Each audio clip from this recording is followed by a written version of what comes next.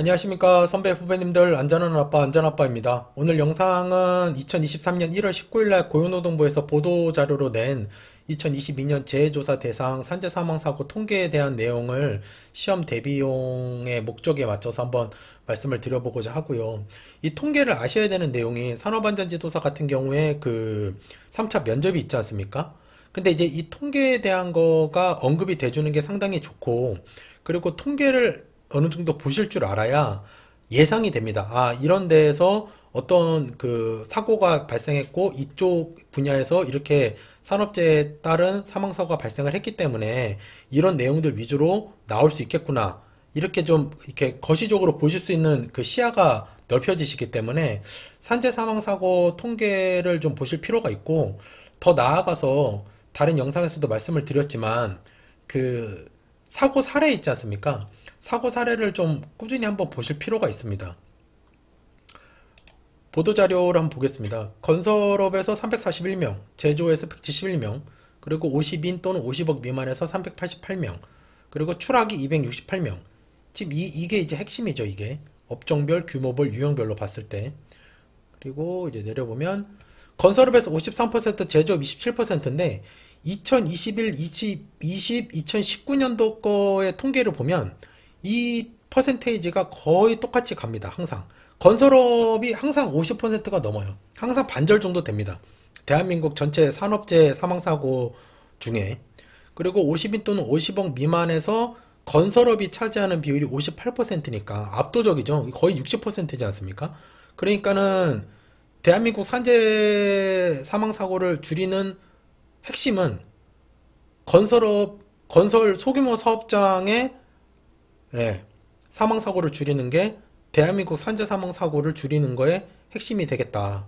지금 제가 말씀드린 이 멘트는 제가 이제 공부할 때 면접 대비로 준비했을 때 항상 이제 그 멘트의 앞에 또는 뒤에 붙이려고 항상 이제 연습했던 멘트였고요. 실제로 사용을 했었고. 그리고 이제 50억 또는 50인 이상에서는 건설업 45%. 예. 이것도 뭐 건설업이 제일 많죠. 그리고 이제 제 유형은 이제 추락이 그 268, 끼임, 협착이 90, 충돌, 부딪힘이 63. 이 세 개, 그러니까 추락, 협착, 충돌이 65.4%. 네. 그러면 이제 이 문제가 출제가 되면은 이 유형으로 나오는 겁니다. 추락에 대한 방지 조치를 어떻게 할 거냐, 추락에 대한 예방에 대한 어떻게 할 거냐, 협착에 대한 안전 조치, 충돌 예방 조치는 어떻게 될 거냐. 이렇게 좀 시야를 좀 보실 필요가 있다라는 거죠. 그리고 건설업에서 지금 보시면은 이제 50억 미만 현장에서 226명, 예, 이렇게 나와 있고요. 이게 엄청난 숫자죠, 사실. 그리고 건설업 사고 사망자 341명 중 떨어짐이 204명. 그러면은 이것도 이제 하나의 멘트가 될 수 있겠죠.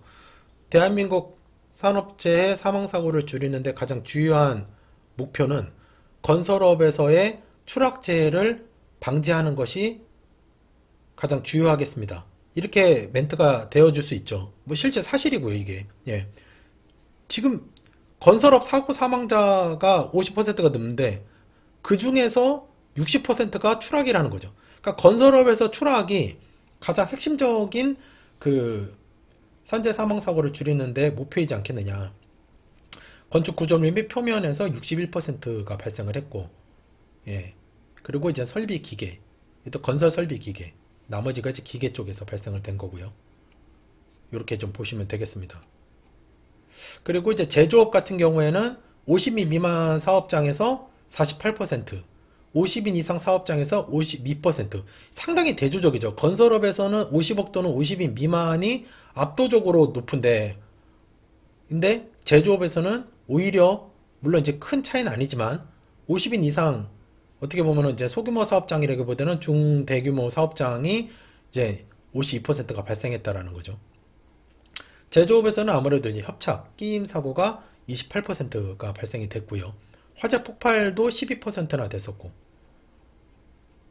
그리고 그 기인별로는 제조 및 가공 설비 기계가 30%, 운반 및 인양 설비 기계가 25%가 해당이 됐다는 거죠.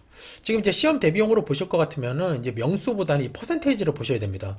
그리고 퍼센테이지로 외우시고 퍼센테이지로 연급을 하시는 게 그 상당히 준비하시는데 더 도움이 될 거고, 기본적으로 이런 통계를 한 번씩 좀 보시면서 공부하실 때, 아, 이런 내용 위주로 내가 접근을 해야 되겠구나. 그렇게 좀 보시면 되겠습니다. 그리고 요게 되게 중요한 것 같은데, 제가 봤을 때는 자기 규율 예방 및 엄중 처벌 중심으로 패러다임을 전환하기로 발표한 바, 이렇게 발표했었거든요. 근데 이제 그거의 핵심을 지금 위험성 평가로 가져가고 있거든요.